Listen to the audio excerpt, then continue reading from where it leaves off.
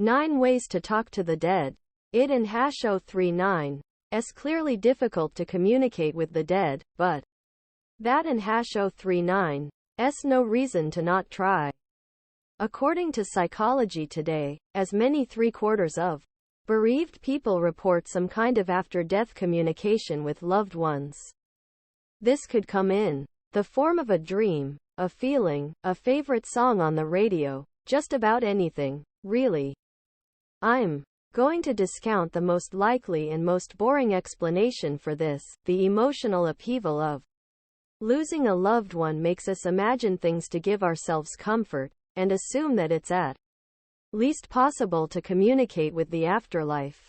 If it is possible to speak to the dead, how you do it can be hazy. This is the spiritual world we're talking about after all.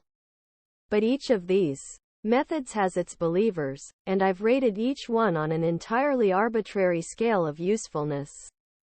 2. Ouija board. Home Ouija boards have been on sale since the 1890s, and they've grown to have a strange place in American pop culture. They are a tool for enacting occult rituals to speak with the dead, but you can buy one at any local toy store. Skeptics say these boards work by way of the ideomotor effect. Tiny, unconscious movements from users cause the planchette to move, but there's a long history of people earnestly using them to try to talk to the spirit world and breathlessly reporting success. I've never been able to make a Ouija board do anything but spit out random letters, but people I know say they've had truly spooky witchboard experiences. It seems to help if you're under 15 years old.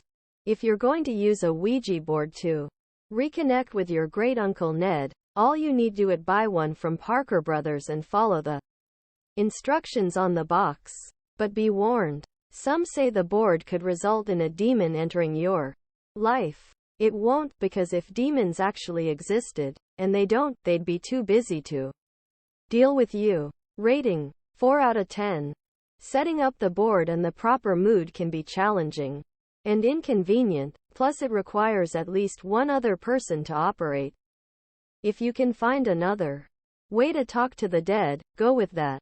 Mirror gazing. Whether it's the hoary trope of a fortune teller staring into a crystal ball or the shiny obsidian show stone used by occultist John D. to talk angels, reflective surfaces have been connected to various occult practices for hundreds of years. One popular method of mirror-aided supernatural communication is called the psychomantium. Some say the ancient Greeks used a psychomantium to talk to the dead, but scholars who have studied ancient Greece say, no, they didn't. What are you even talking about?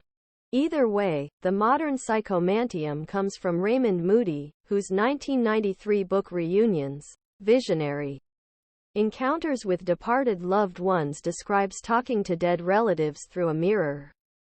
To try out his techniques, sit in a dimly lit room with a mirror angled so it doesn't reflect you. Relax, and think about the person you want to speak with. Then they'll either appear in the mirror or they won't. My money is on they won't, but what do I know?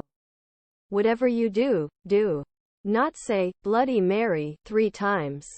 Rating: 6 out of 10. We all want our departed loved ones to appear to us in a mirror, but this is how you end up with Candyman. Hiring a medium. I encourage you to try every method of communicating with the dead listed here, and any other you can think of, except one: paying for a medium's help. Charlatans have been making money by faking supernatural powers since forever, and mediums are the worst of the bunch. They prey on people who are grieving. My own psychic research has revealed that the spirits specifically don't talk to people who charge for their services. It's not morality, it's the spirits saying, what's in it for me? The ghost is doing all the work in this scenario, and getting none of the profits since their currency is invisible ghost money. They would sue if there was a court they could use. Rating: 0 out of 10. This is the only spirit communication method that's bound to fail. Holding a séance. Séances, as we understand them, developed during the Victorian age, when up to 11 million Americans identified as spiritualists, and Marie and Pierre Curie, Frederick Douglass, Mary Todd Lincoln, and Queen Victoria all attended séances. The practice largely died out after many of the prominent psychic mediums who hosted séances were shown to be frauds, and many religious leaders condemned spiritualism from the pulpit, presumably upset others were working their side of the block. None of this means you can't host your own séance to see if it works, though. Rating: 4 out of 10. Most Victorian séances culminated in the spirit ringing a bell, blowing a trumpet, making a table float, or scrawling something on a chalkboard. Cool tricks, but not especially useful if you are looking to have a meaningful conversation.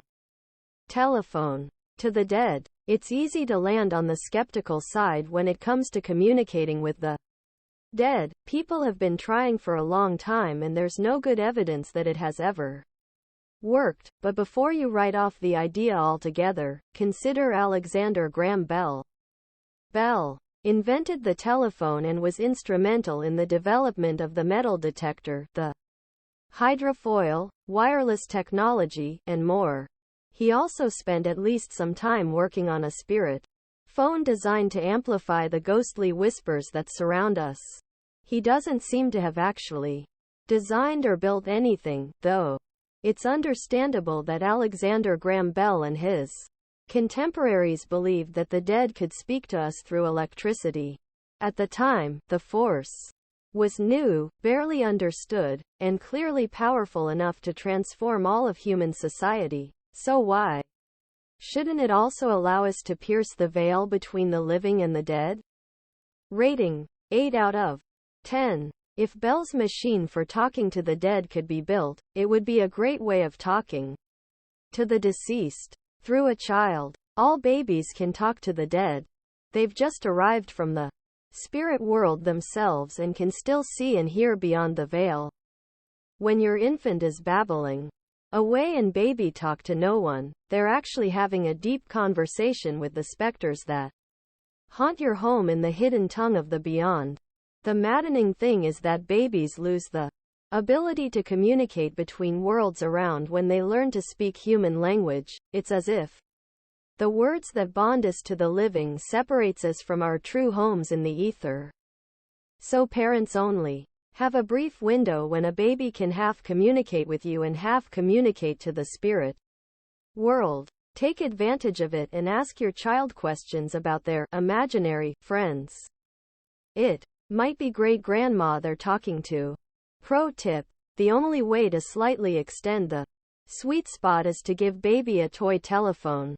Ghosts love talking to children on toy telephones for some reason. Rating: 0 out of 10. I made all of that up. Tape recorders, EMF detectors, and other technology. Using technology to talk to the dead didn't die with Alexander Graham Bell. The modern expression of it can be seen in ghost hunters, both the kind with basic cable TV shows and those without them, who hunt for spirits using technology like EMF detectors, high-pitched sound generators, and more. To actually talk to the dead, the equipment of choice among ghost hunters is a simple tape recorder. They're trying to capture EVP, or electronic voice phenomena. Snippets of conversation from the dead who walk the earth. This is a really easy method of spirit communion you can do anywhere. Just go somewhere dark and quiet, shout a question into the void, and hit record on your tape machine. Old reel-to-reel works best, because it's antique and thus scarier, but you can use the voice memo app from your iPhone in a pinch. When you're back home, play back your recording. If you're lucky, you may have captured a ghostly voice responding to you. It seems to work better with staticky, older tape, too.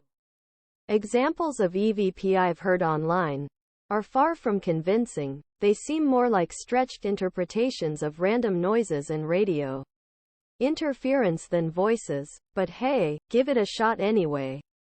I may be wrong. Rating, 3 out of 10. Ghost voices on tape are usually just some random spirit, and conversations usually consist of cryptic phrases. This is not the basis for a good conversation with a specific person. Near-death experiences.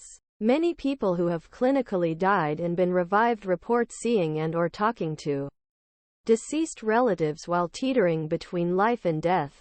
They often say their loved ones greeted them as they floated toward the light in order to reassure them that death is actually awesome. Near-death experiences are dangerous though, as almost all of them turn into death experiences very quickly. Plus, the vast majority of people who are revived after clinically dying don't report a tunnel with a light at the end of it, a meeting with Jesus, or even a lake of eternal fire. They mostly say they experienced nothing, as if their consciousness ended. Fun fact: Velma Thomas of West Virginia is the all-time winner of near-death experiences. She was dead for a full 17 hours. She had no brain activity and her heart was kept beating artificially, but then she woke up, started talking, and eventually made a full recovery. As far as I can tell, she did not report going to heaven, hell, or anywhere else. Neither did this woman who was dead for 6 hours after freezing to death. Rating, 1 out of 10. You'll get to find out what happens when you die soon enough. Why rush it? In your mind, whether it's prayer or quiet contemplation, probably the most common way people talk to dead loved ones is in their minds. This is great, except that for most of us, it's a one-way conversation, more talking at the dead than talk to the dead. But a lot of people get the overwhelming impression that their mother, father, pet is answering back, usually with an abstract, everything is cool, live your life, message. Rarely with a map to where the gold is buried.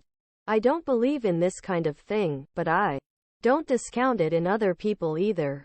How could I know what someone else experiences? Plus, if it gives people some comfort, it's all good. As long as everyone respects my nihilism, we can all get along. Rating, 9 out of 10. Talking to a dead person in your head is a good way to finally win that argument you've been having for years. Also, you can confidently say, it's what they would have wanted whenever you make any decision, because the dead want exactly what you want.